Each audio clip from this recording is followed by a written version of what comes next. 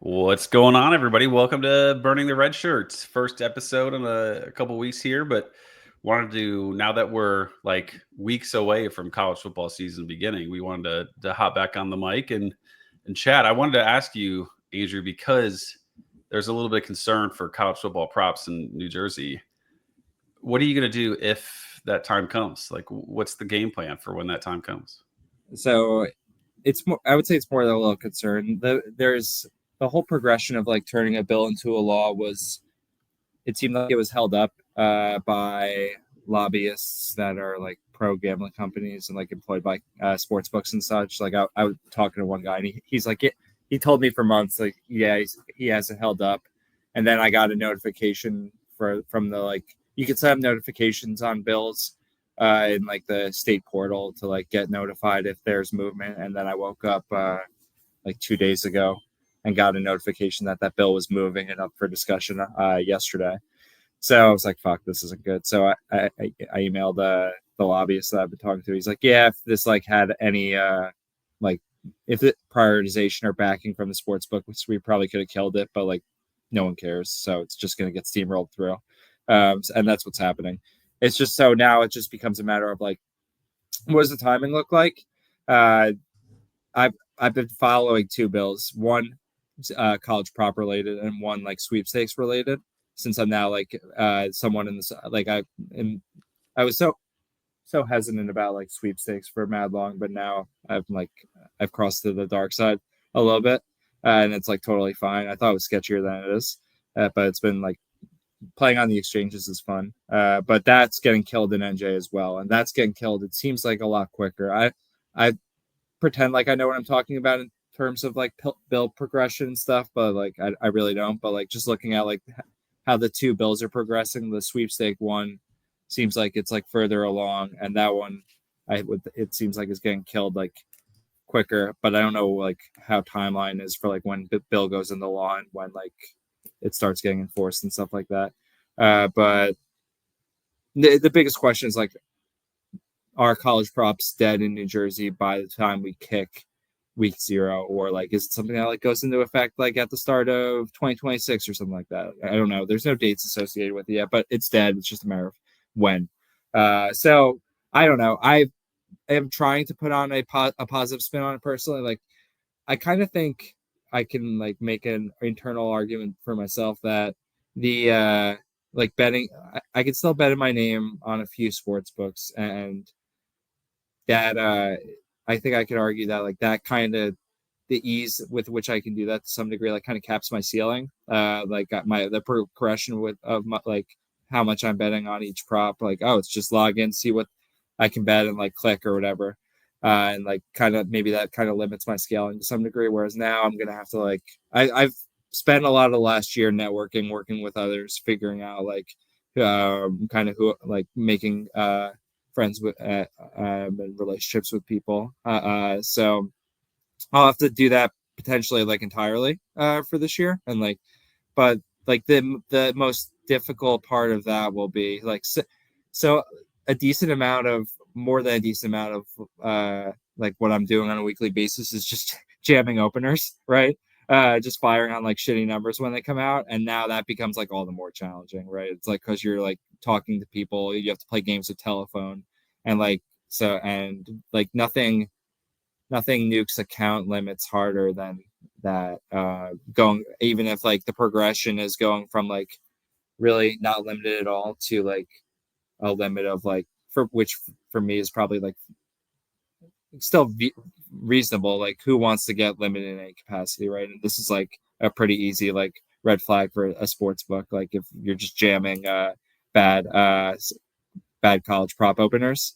So I don't know how much of my portfolio now on a weekly basis will be that, and like those are like the easiest things to beat, right? Like the shitty openers. So now I don't know. It's gonna suck maybe getting less access to that, and I feel like that'll bring down my ROI. But also I feel like I'll probably it'll like will open some things up as well. Like I can't bet on ESPN anymore personally, but like I feel like and ditto I can't do much on DraftKings, can't do anything on like Fanatics, but now I don't know. moving more into the world of like networking and working with others, I feel like that'll open up more possibilities as well in terms of like getting down in more places. Yeah, you're gonna have to figure out like percentage. You're gonna have to tip the guy or girl, the Yeah, respective person. you just work out like an Yeah, you agreement. got to give the little percentage or something like that. That'll be fun. Yeah, Nice little. If it makes you feel better, there might just not be any college football props. Period. So it's not even like that's an option. I don't think it's trending that way. You don't think so? I always think the worst when it comes to things that What like you're are talking really about matter. you're talking about that Captain Jack tweet, right? Yeah. Is that do you get the set? Like I haven't followed it super granularly, like the federal level legislation. Do you think that that's like moving with expediency? I don't get that sense. I haven't looked that much into it. I just read things and then like read gloss over items that don't go in depth and then just think doom and gloom. Yeah, doom scroll basically, Doom scroll. Yeah. and like let your imagination gravitate toward the worst. I hear you. I'm kind of the same way, but like I don't know. You like I need to see more definitively there before I kind of like buy into the idea that like we're totally effed at like a federal level. Did you see that like Illinois is changing how they're like imposing what is it like a quarter to every bet or something like that? 50 cents, just 50 so cents. Do you stupid. think that's a I mean it's stupid, but like it's 50 cents. Like I mean I get it, but like it is only 50 cents. I think it's really dumb. Has Mike complained to you about it? Not as much as You think? he potentially could have, but I don't know. I would be annoyed by it. I mean, I'd be annoyed by it too, but at the end of the day, like Mike's betting his unit size is like $500. So like, Yeah, but what is a it's quarter? more annoying. It's not annoying when you're doing like weekly bets, right? But if you're trying to build like a futures portfolio and take long shots at like then it's like more annoying, right? Like 50 cents out of like if you're putting if you want to just bet like 15 20 $25 on something that's like 50 to 1, well now I got to pay the stupid charge that's like 5% of that. Fair. I Yeah, just more wanted to joke about it and see if you had any extreme feelings about it. Have you thought about venturing into other sports? It's WNBA season right now. I've thought about it a little bit. I mess around with drafts though, not as much in the non-NFL ones this year. What I have thought about venturing into more though uh, is the undesirable trying to win sides and totals in CFB. Not so.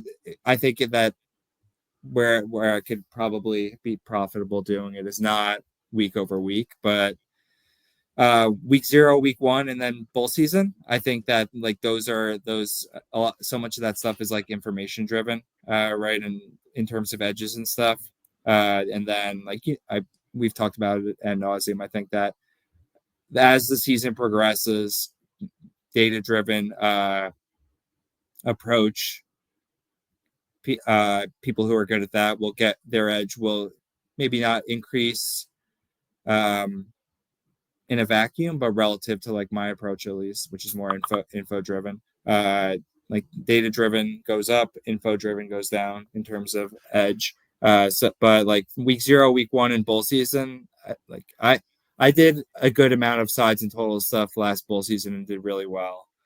So I'm trying it out a little bit for week 0, week 1 this year, playing sides and totals. I have a bunch of CLV so far. I'm sure it'll all get lit on fire once the games actually play, but I don't know. I'm dipping my toes into the water.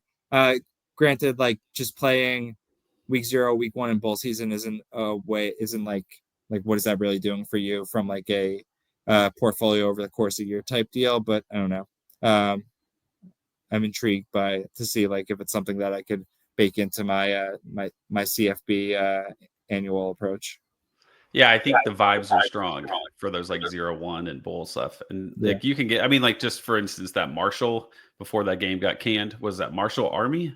Dude, rip to that. That was the freest money. Yeah. So like a situation like that feels a little bit predictable. Like if you're paying attention, like we pay Yeah, attention just because of all the leagues and stuff that we play. yeah. Would you try to middle that type of stuff to guarantee profit, or would you, or break even, or would you just, try to just get the big CLV and see what happens. With bowl season, I did last year do a good amount of like hedging, middling, whatever you want to call it, type deal, but just based on how I felt like the vibes were like, because the everything is swinging so quick in reaction to just news, right? And like it, so like news breaks, or as news is about to break, you grab the side that you know is going to move, and then it might move like way too far, and then like as the game's approaching, you're just like the impact of this news is like overstated in terms of the movement. So maybe I'll just get out or create like a middle opportunity or something like that. But I ended up in bull season. Decent amount of like middling hedging, if you will, but also just grabbing good numbers and then just let the chips fall as they may. I think in bowl season, the numbers move so much that like you could get a middle situation of like 6 or 8 points if you get it. Oh, dude, right the Army game was going to be 10+ points. Yeah, it was amazing. And then it still would have. Yeah, it would have been. They would have won by like 30. And it still wouldn't have been enough points. Yeah. Have you been hanging around me too much? Because I just looked at your CFF June best ball site draft, and you literally have like basically taken running backs only. Are you stealing from me? Yeah, I forget. You invented that approach, right? Well, I didn't invent it, but I just perfected it. Yes. Yeah, that's fair. Was that intentional, or was this just try it so one time? The Joe CFF site hosted best balls every year. My recollection is, even comparatively to other drafts, or maybe the right way to think about it is agnostic of other drafts, like running backs always go super, super, super early in those. And like the climate of this year's drafting is that agnostic. So I figured like running backs are just going to go so early in this draft. It's always how things go in this draft. And this year, like everyone's doing that regardless of what draft they're in. So I'm just going to try and go over the top here. I like it. I like the guys that you've taken for the most part. Well, not so much on LJ Martin, but it is what it is. What's wrong with LJ? I just don't. I've never really been in on LJ. I think I got a little lucky last year and he got hurt / they just like kind of weirdly used him. So having 0 of them didn't matter. But I think he's a really good player. I was hoping he would be a little cheaper in drafts this year. He's like, because I was like, oh, maybe because for him, isn't it just stay healthy and he's going to do work? Stay healthy, and I would say just the staff not do some BS with like rotating guys. Although doing BYU for the CFF guide for Kim Scanton, it's there's like nobody there. There's like I don't know who could theoretically steal. No one there, and a lot of the weird stuff that they did last year, I think, was easing him back in post injury, and then he kind of really took on more and more as the year went on. What do you think happens with Jake Retzlaff? Because like I have just been super gun shy to take Retzlaff or Chase Roberts after the allegations of why Roberts. Just as like a receiver one, like mid to late receiver one, they typically get some like 25% targets type of thing. I think that's possible. So I just figure, hey, not a heavy volume passing attack, but like for a mid to late, mid to late round pick, rotate them in a little bit would be helpful. But I'm like, I don't know what the deal is with Retzlaff. Yeah, I think that Roberts is probably fine, agnostic of what happens to Retzlaff. It's still the Big 12. Like Hillstad, I think, can throw a football okay. If it ends up being Trayson Burgay, that's not good, right? And I don't know anything about Bear Bachmeyer. Bear, did he do the weird? I showed up in the spring of my freshman year and then left while it was still the spring of my freshman year. Yeah. That thing, I'm pretty sure. That thing really, like, I don't know. My brain struggles to process whenever someone does that. Like whenever I see that happen, I feel it registers to me like you're a redshirt freshman, or you're like you've been there for a year, but it's not even that. You just did the Julian Sane thing where you were literally somewhere for like a month and dipped. It's just strange.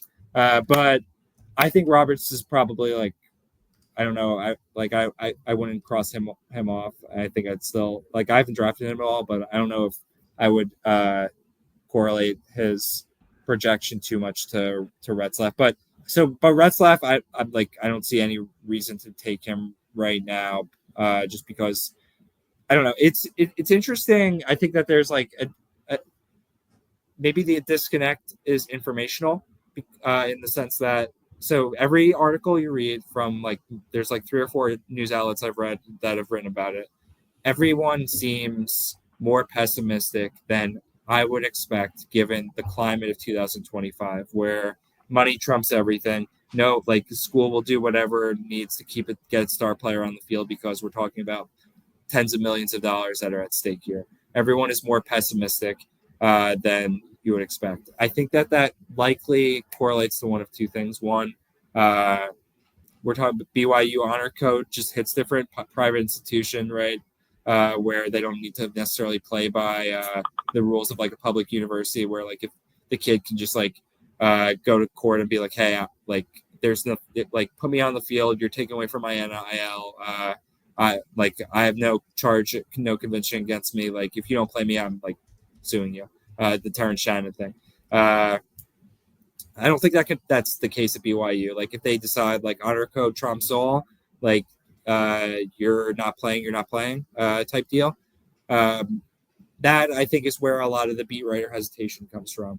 The other source of hesitation could be these guys have info that like how the school is like going to progress with this and they just aren't saying it. I don't know, obviously, because everything publicly available though, like I don't know how you conclude he's not going to end up playing. Like we're not talking about like a criminal charge, like it's civil. This thing, you read the timeline, this thing isn't getting resolved for years. It's going to drag out in court for years. So I don't know. I think it's fair to just given like if we're talking about a 30-round draft, you can like any point in the progression of that draft, you could probably still take quarterbacks that you have reasonable upside associated with them. So if we're talking best ball, like what's the point? If we're talking redraft, stashing him makes a lot of sense, right? You can just cut him, and like when he's on the field, dude can put up solid startable fantasy performances. Best ball though, 30-round draft or less, I don't understand. Like I don't think there's a good argument to taking him right now, just because there's the downside is like it's zeros for your entire season, and even if you put the percentage chance of that of like 5-10%, given the nature of the depth of the quarterback position, there's no reason to be drafting him. Yeah, a lot of good points there. I think the BYU factor is a little bit like interesting in that like they could do whatever they want. Like I could actually see them be like, because you're doing something that, you know, they're so very specific about what you can and can't do with men and women relationships that I feel like this could turn, you know, pretty quickly against him. He has not been taken in the last 3 champion series drafts, which he was your classic 10 to 15th rounder type. I mean, if you look at his last season, he had a very good year. I mean, you're starting him at least 5 or 6 weeks. I mean, he had 27 plus fantasy points in 5 or 6 games. So you are foregoing it. Is it because the juice isn't worth the squeeze? If he was, let's say, previously a 6th, 7th, 8th rounder, you know, like if this was Matthew Sluka, not to slander that man's name more, would you be taking him?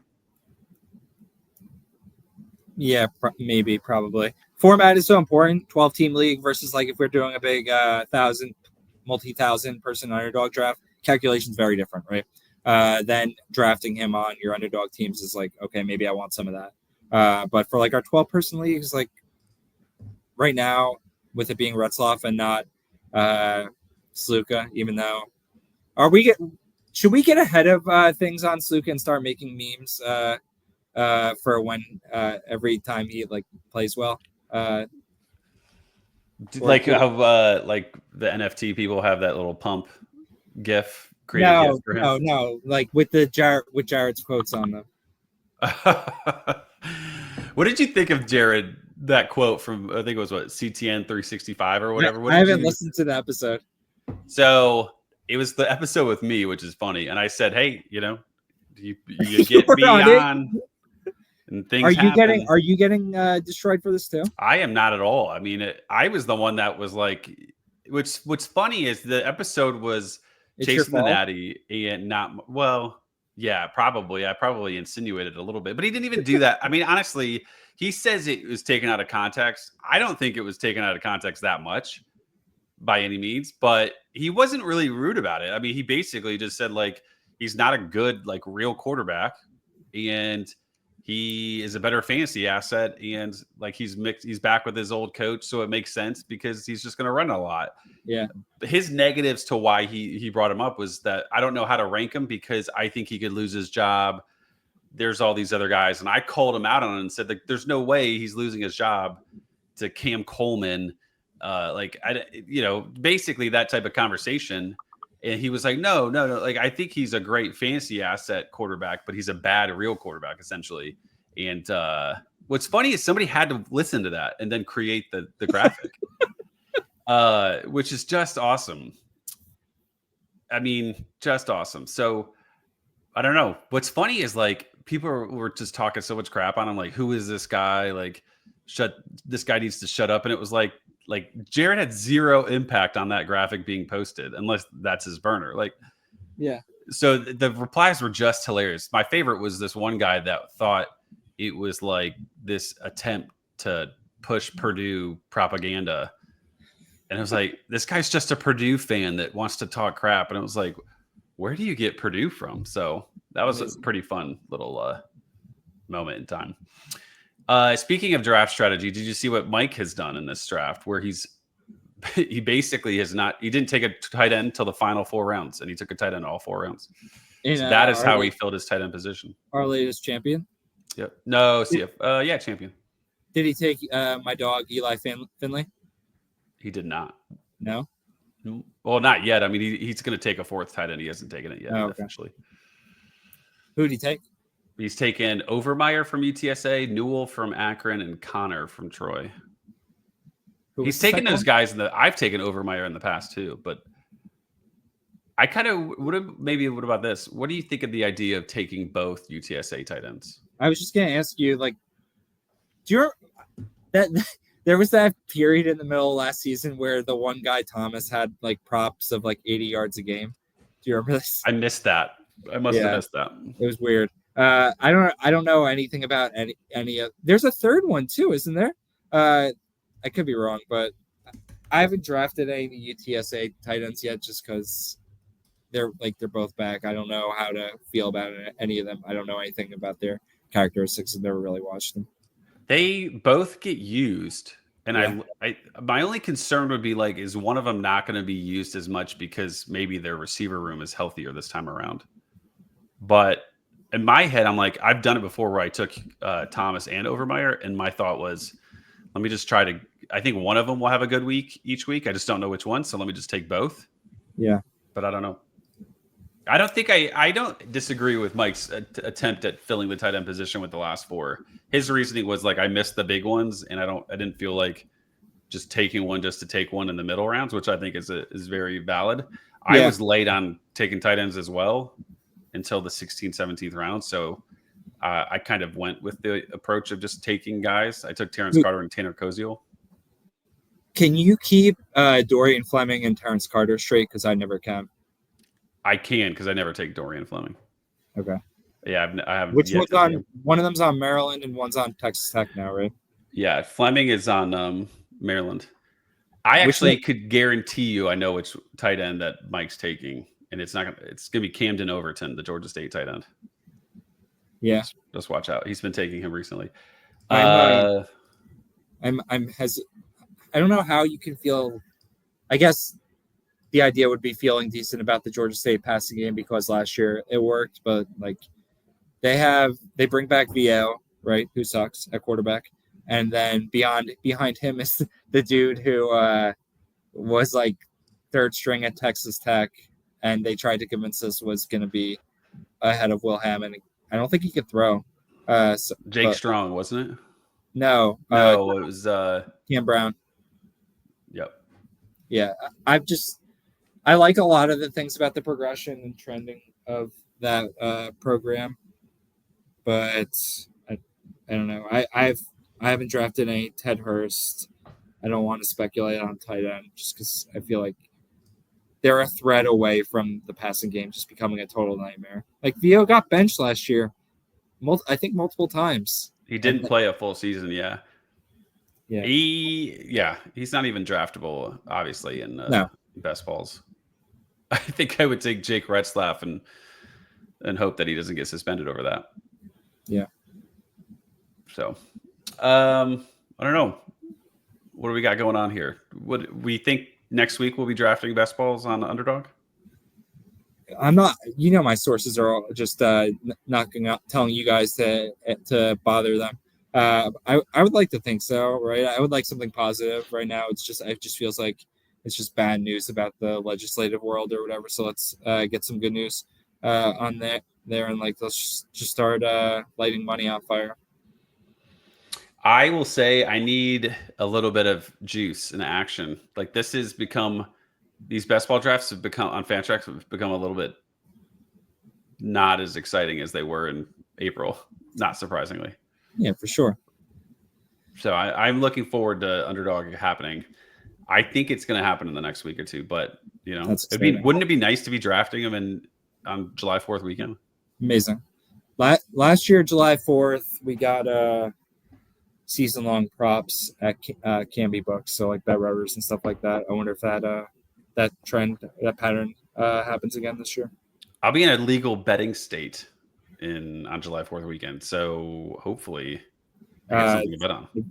Is it New York? Kentucky. Oh, nice. Yep, doing a Kentucky trip, and then end of July is New York. Sure. So we'll see. I'll be closer to you. You're not very close to the Adirondacks, correct? No. I was gonna say I'm flying into Albany and then driving 2 hours to get to the Adirondacks. I can fly to Atlanta and back in the time that I could drive to the Adirondacks, I think. Really? Well, I guess New York is taller than we realize. I realize, like you could go pretty far up there and get pretty far from New York City. So, are you coming down for the live Atlanta draft? No, I did an online. I'm in Alabama for online. Why did you choose Alabama? I don't remember. I basically signed up so that I wouldn't forget and wouldn't start getting bugged to do it anymore. So I just wanted to cross it off and be on with it when I had a few minutes. So I think it might so that my bachelor party was at Alabama, so I couldn't do Georgia because that was required go in person. And I was scrolling through, nothing else really hit me, so I was like, oh, let's just do bachelor party location. Yeah, some people were trying to be strategic and oh, don't join this one because I'm in it. I think some C2C guys were saying that, hey, I'm in Wisconsin, so don't join it. So then maybe there's a higher probability of more C2C guys doing well, which I can kind of understand. I wouldn't openly join the same league that you're in. It's not because I think that you're a talented player, but because I just don't want to beat a friend. It's a charity league, right? Yeah, but you've already said it that there's clout here, man. Yeah, fair. There's clout. The fake title belt. What are you gonna bet? What are you looking to bet when you get to Tennessee? Do you have futures and shit you already have lined up? Last year we were really aggressive on conversations about win totals and stuff. So I went into those trips with oh, I want to bet under on Washington, and then franchise had said Cal and some other ones. That was actually one of the ones when Utah State happened. I bet it, and then I got you to bet it. You're welcome. My one win I gave you in my career. Yeah. And so nothing is piquing my interest yet, but I think in the next week or two, I need to start thinking about that more. I'm maybe a little bit wishful, but it's not going to happen. It's going to be that hopefully maybe they have some individual season-long prop lines to bet, but I doubt it. Last summer, we got Utah State and Fresno as the coaching changes out of nowhere. Wonder if we get anything this year. Do you think it's going to be Mountain West or something out west? It's always finicky out there. Yeah, Are we going to Yeah. bet under Kent State 0.5 wins? Dude, Subs got under 2.5 wins at -120. Subs, your Subs. people at Yeah. brandonchicken.com. Have you done a brandonchicken.com article recently? Are you out of the loop? Kyle is shutting it down. He didn't renew the what would you call it, the domain. So you're saying it's available? Yeah, I guess. I need to investigate. Maybe I'll buy brandonchicken.com from him. I need to text him and see what the heck he's doing. He would be so appalled by our speed of drafts. Yeah, we're gross. Who's the biggest culprit? Why are our drafts so slow? Who do you want to call out right now? I mean, I could be quicker.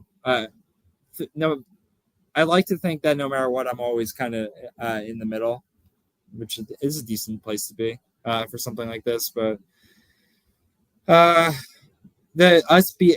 I be a diplomat about it? I mean, us being based on like both across 3 or 4 different time zones is gonna, of course, make this more challenging.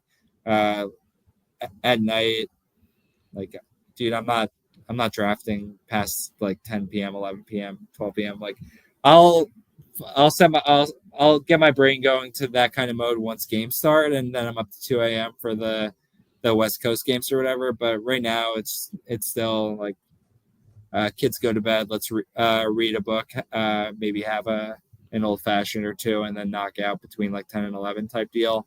Whereas like right for like Photon or whatever, that's like 8 p.m. Like you still up and shit like that. But and then like on in the mornings, like we're ready to go at 6 a.m. Right? We got kids and whatnot, and Photon. That's like 3 a.m. there. He's probably still up. Yeah, Froton has it the hardest, I think, because he is so widely. He feels like he does a lot of stuff. I think he's one of the guys that needs the Kyle motivation. And by motivation, I mean endless nagging. Yeah. Which there's nothing wrong with it. And the nice thing is, you know what? His time is like 25 minutes per pick. This is great. We're going to be done in a week. Who cares? We don't need Kyle to nagging us. And he's not listening to this, so I'm not worried about that. I have joined, as I admitted and confessed to, I joined a C2C startup. What was your initial take when I did it? Were you disappointed, mad? So I was wondering if I should bring it up proactively here, or if you were still kind of like you weren't ready to come to talk about that publicly. If it was still you're still working up the courage there.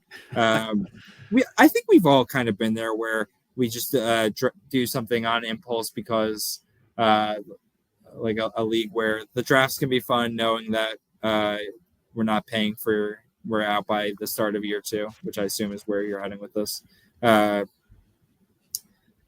But I'd be lying if the thought did not cross my mind to like potentially venture in those waters. But I know like that is exactly what I would do. Like as soon as like the draft is over, like I don't care. I'm not interested. That's why I'm doing just the one. And I wanted to do it with people that like I talked to a bunch. So there's a bunch of C2C guys and there's some subscribers as well that are in the Discord. But I was like, I told Austin, I was like, I'm not doing one if there's not a bunch of people that I know. Because that's what I would worry about is like, oh, I just don't care. And now I'm just paying a yearly fee just to not quit and feel bad. You know what I'm saying? Is Mox in it? Mox is not in it. So it's Austin and Colin from Campus Light. There's PJ. I don't know what PJ does, but he's everywhere. The guy, talk about different time zones. He stays up till like 4 a.m. and wakes up at like noon. Some subscribers, Dwight, who does editing at Campus to Canton, a guy that I'm a buddy with for CFB 2025, the video game that we've had some fun with. So there's people in here that I'm like, I talk to regularly. So I feel like that makes is our dog big wide receiver guy in it? I don't think so. I don't think so. No. Let me ask you this. How would you start? You thought about drafting a C2C league. How would you actually draft the first couple of rounds? I've been spamming you incessantly that you should have taken Drake May round 1, and now the gods have gifted you the opportunity to take him in round 2. And it sounds like you're passing on this. I don't think it's worth it because there's going to be 6 quarterbacks at most. 6 quarterbacks taken behind me. It's a super flex league. Like I I subscribe to the idea that given that quarterbacks will never be cheaper than they are during the startup, you got to hoard the shit out of them and get as many as you can and just deal from that surplus So as you're saying I should start quarterback. maybe 5. I'm not starting. Is I'm this not basketball? doing. No, it's not. Oh, that's kind of annoying. Who It's wants to not set a baseball. league? Who wants to set that league every week? People were very, very particular about it not being best ball. But my point about 6 quarterbacks is this. So, worst case scenario, 6 quarterbacks get taken behind me. The quarterbacks available are Caleb Williams, Bo Nix, Herbert, May, Stroud, Love, Murray. Caleb's still available? Caleb's still available. Like, so you're telling me that I should just take Drake May here in a pick or two when I can have those options? One of those guys will be there the 3rd round. It's not often that you find yourself in such an advantageous draft room where they're just gifting you everything that you could possibly want, right? But I think that might be the case here. We could maybe we get we go QB, and just start with like 3 amazing QBs. Yeah, I did take Burrow, so I started with Burrow. I was happy I didn't get stuck with Mahomes. I know who you love, obviously, Obviously. but I don't know. The problem that I've run into here is that I don't know. Like, none of the other non-quarterbacks like thrill me. Like Nico Collins, Drake London don't like push the needle. Yeah. So maybe I will go 3 quarterbacks. Would I then use that leverage to trade, or would I just have 3 like young-ish quarterbacks? I think it would be fun having those 3. Now, the draft has started. I'm generally very resistant against this idea, but do you think you could use your political capital to get them to switch to best ball? There's no way they're doing best Update ball. the bylaws? Is that your preferred league format nowadays? Is best ball? For anything involving NFL, like anything like this, where we're talking like a dynasty component, and NFL, like yes, like definitely. It's like anything where the format has like a high level of complexity. I would say yeah, let's do it. But yeah, I would say like my preferred format. Like I do like the idea of like okay, we're managing our teams intra week, intra season, but when it comes to actually figuring out what lineups look like, the best ball component of that is something I've never been in a league like that where like, oh, I hate this. It's always like super enjoyable. I think you like it because it's just you're able to do the draft and then not worry about constant looking to set the lineup. No, I like the idea. So I enjoy the management of add, drop, trade, and whatnot. But like dude, like you know how it is once the bullets start firing during the season. Like who has time to go in and wants to utilize their precious time intra week to like go and set their freaking roster for the upcoming week. Like we have so much going on once games start. Like I don't want to spend time doing that. Well, I have a lot going on because pretty soon you will not have anything going on because college football props are going to be dead. No, I'll just be working with others. You'll be taking. What's the? I meant to ask this earlier. If Jersey does say no to college football props, what's the closest state to you that does have it? It's awful. No, is it Delaware? No to New York. Delaware is weird. When we go there for vacation, I like look into it, but I think the answer is no. But I'm not. I always forget. Definitely, they only have. I think they might only have like Bet Rivers as their only sports book. They're one of the states where like one book has a deal with the government type deal. Really? Like there's no FanDuel sportsbook, no DraftKings sportsbook. And I can't remember if they have props there, but like no Pennsylvania, no New York, and like outside of that, like everything's really freaking far to get to. But I mean, from that perspective, like let's say a state, there was a closer state a state that was close that I could drive to or whatever. If we're talking about like efficiency from a time perspective being paramount, right?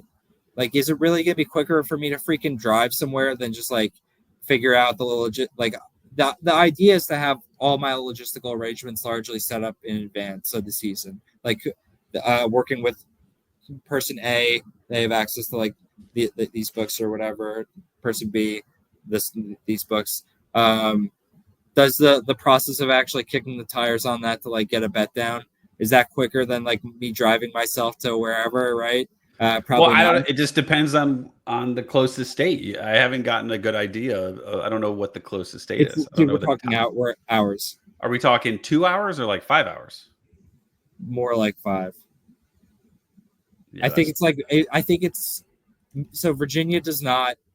DC does, I think, and I don't know about Maryland, but Maryland and DC you're talking somewhere between 3 and 5 hours.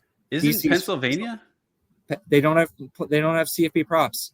really? Yeah, Oh, it's you're bullshit. right. You're Yeah, right. So you'd have to go to Maryland, is it that I forget if maybe. Maryland's like 3 hours or more like 4. But it sucks. Are you on the East Coast? Where are you in relation of Jersey? Right across from New York City. Oh God, so you're north and central? Well, you're north, so that's all that matters. You're the northern part of New Jersey. What about Connecticut? You could take a Yeah, good point, Connecticut. But it's like there's no easy way to get there. It's like an incredibly annoying drive like or public. 17 toll roads too, or what?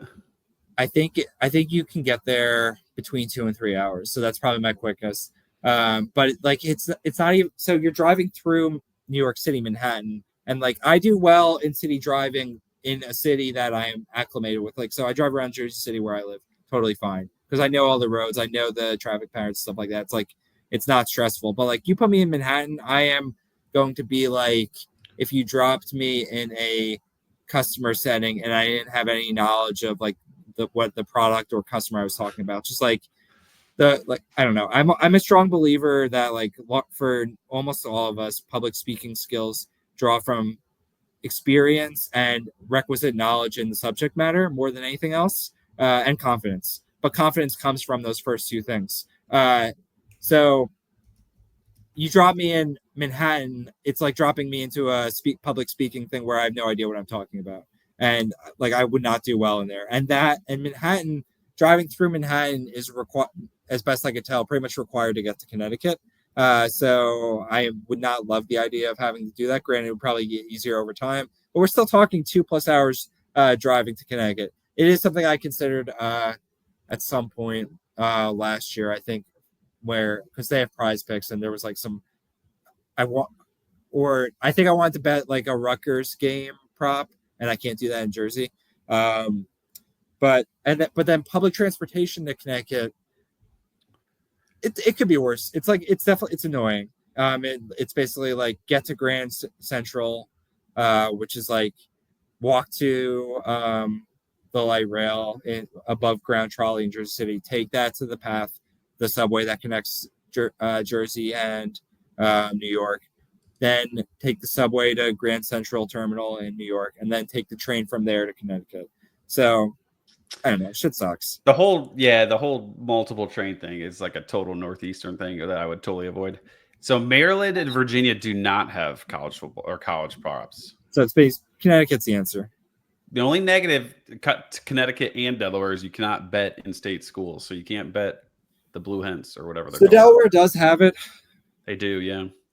But I'm pretty sure they're like Bet Rivers only though. And In that case, yeah, it's the one book, and then it becomes maybe I can kiosk jam there. Yeah. What do you think about the idea that? Do you think Prize Picks or Underdog will ever become like a sports book? Underdog is a sports book in North Carolina. I want to be able to like literally me like DraftKings like no they are and it's or at least they were. I don't know if they still are. I mean like widely like not widely. Just one I state would say or whatever. So the reason that they're not is a result of the costs associated with licensing and regulation. It's not like anything other than that, in my opinion. which is like fairly educated in this matter. I feel like you would get that answer talking to anyone who actually knows what they're talking about, like your boy Jack. Like they'd be down to be a sports book if it didn't cost so much, right? And there wasn't so much red tape and regulation and upfront costs associated with it. So they go this route where it's like a gray area or whatever. So I would think that the landscape at either a national level or in individual states would have to become more friendly for new books to enter and operate as such, and they would react accordingly if that were the case. Yeah, the cost thing. I wonder too, do you think that they don't want to even risk it because they have a good thing going with what they have? It's Like, I only think it's only going to get worse. for It's them, you think acting, yeah, like sports books are lobbying more and more to kill their operations. Like New York is dead for underdog and prize picks when it comes to like not draft games, but like whatever you want to call the parlay things. And that wasn't always the case.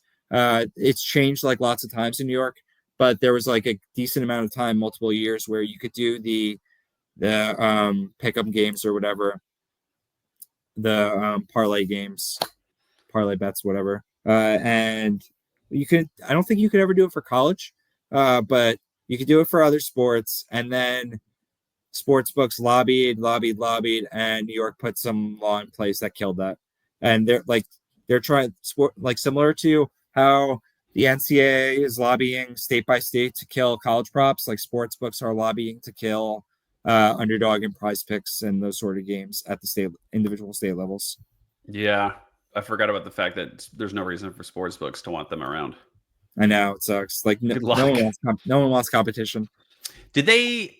I used to be able in Alabama. Used to be able to do the pick'ems. Was what I think you were trying to do, like basically the parlays, the pick'ems, but like it was called champion drafts or something, where you're playing against other people, and so it was legal in Alabama versus it would be just a normal parlay in Georgia, which was interesting. Is that the pick six thing on DraftKings, or is that No? This is the one where you're doing the same thing, but everybody's thrown into like the same pool, and you win based. It splits up the prize based on whoever has the best blah blah blah multiplier. It's interesting. I did find it to be profitable in like a like good way to win, but it just was like very unpredictable. I would have no idea how much I was up or down by when playing it. It sounds so cool. We don't have that. I feel like it was. It is actually. I'm sorry. It is like pick six. Then it is like DraftKings pick six, because there is the benefit of like, well, if you think Caitlin Clark's going to go under on points, you should bet under, because most people are going to just generally speaking bet the over on Caitlin Clark, like that type of idea.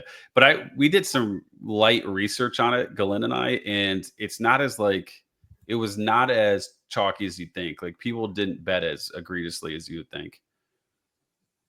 They also do it odd where it like splits it up into like individual dollars, and then everybody's playing in this like $1. It was weird, but I did find it to be profitable when I was in Alabama. So, I guess final question to wrap up the C2C conversation, and then we can get out of here. Who would you like? Who are your top picks for the college football startup side? I'll give you what Campus to Canton has a couple names after you tell me your top 3 or 4. Has to come down to approach, right? Are you trying to get the guys that are going to ultimately funnel to the NFL side, up or like be more sure things on the college side? You would think, I would assume that largely like the top guys, there's probably something of both. Is there so in Campus Kin, let's say we have a guy who has just finished his freshman year and he's an absolute monster, quarterback. Okay. I'm trying to think of a good example. I don't have one though. There's not a good quarterback example. If you wanted a receiver, there's 2 good receiver examples: Jeremiah Smith and Ryan Williams. Yeah. Okay. And then let's say we have a junior receiver who's an absolute, or a guy who's going to be a junior receiver who's an absolute monster as well. Do we have a good example of that? Probably not. I feel like the receiver class sucks right now. You could say Jordan Tyson. He's got 1 year left. Yeah, let's pretend we believe that he's actually going to be a first round pick in the NFL. Okay, Okay. because it gets mocked there. I think it's like the dumbest thing. Yeah, ever. he is definitely getting mocked to like first rounds for sure. Yeah, and but I think that's just a little bit of a case of like the receiver group, like you said, is kind of trash. He's going to run like a 4.9 and then go in like the 10th round or 7th round. But anyway, I mean, I love the dude. But yeah, it's a good one. Jeremiah Smith versus Jordan Tyson. But let's say Jordan Tyson was a little more sure thing of like a top 15 pick.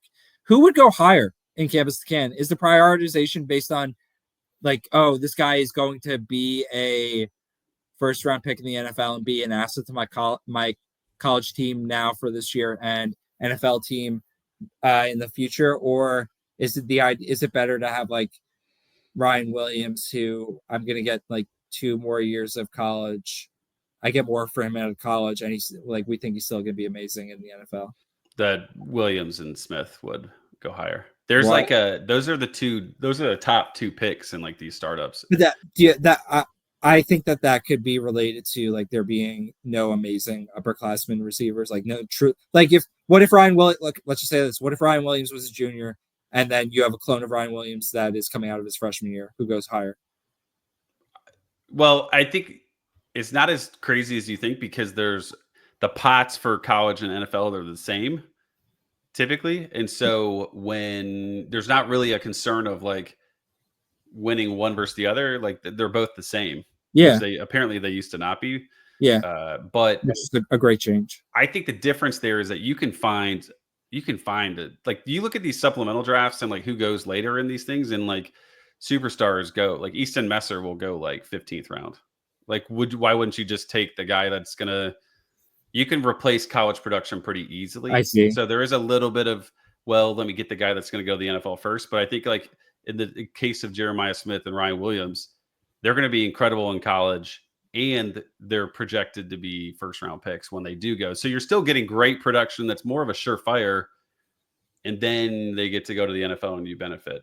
So Ryan Williams, if there's 2 of him, one that's I think it's a toss up. I think if there's 1 year left of Ryan Williams in college versus 2, it's just a matter of like where is your college team incredible? Is your college team garbage? That's where my guess would be. But in a startup, I have no idea. I guess it's just pick your poison. Yeah, you guys haven't started. Have you started the? No, I guess you do the NFL side first, and then you do the college side. My thought with the NFL side is let me get quarterbacks because I don't feel comfortable with any of these. I have like the 7th pick in the college side. So I'm like, I'm not going to get one of the studs. So let me just get quarterback and not have to worry about guessing right on a college quarterback for a while. Yeah, I have no idea how I would play the college side. I thought that, do you remember? I remember following along with like Mox doing some drafts a couple of years ago. And it looked so amazing when he started like with like 5 quarterbacks in a row on the college side, and it was all these kids who were like projected to be incredible, like Nico Jackson Arnold and shit. And now here we are, and I don't know how that team's doing, but maybe it's not so good. But it looked still together. Like how just there's so much freaking projection associated with that stuff. Like I don't know, it seems really tough. Yeah. That's why I'm excited to try it and test it. That's why, I figured the buy-in wasn't insane. Like, let's just get into it and see what happens. Some of the other names at the top, tell me if you agree. Like, would you draft DJ Lagway like top 5 or 6 in a startup of a college side? Like, are you buying the NFL potential? Because that's where he's ranked. Like, that's why he's ranked as high as he is. How sketched are you about his health? I haven't drafted him once this offseason. Yeah. He's throwing like 3 times a week. It's interesting how late he goes. Do you think he would be going this late if he wasn't hurt? No, he would go higher, but what's the point? Like, what is his upside if he's healthy? I don't know. I kind of, there's the idea that like he can run, right? He didn't run it all last year because his hamstring was all messed up. A lower body injury, yeah. There's some. I don't remember if it was hamstring or ankle or what, but there was an injury. Yeah. But will they run him? Yeah, Like, like I we don't really dinged, trust Billy Napier is the thing. right. We dinged him accurately for we dinged Anthony Richardson in CFF drafts accurately for Billy Napier's system. So why wouldn't we do the same for Lagway, right?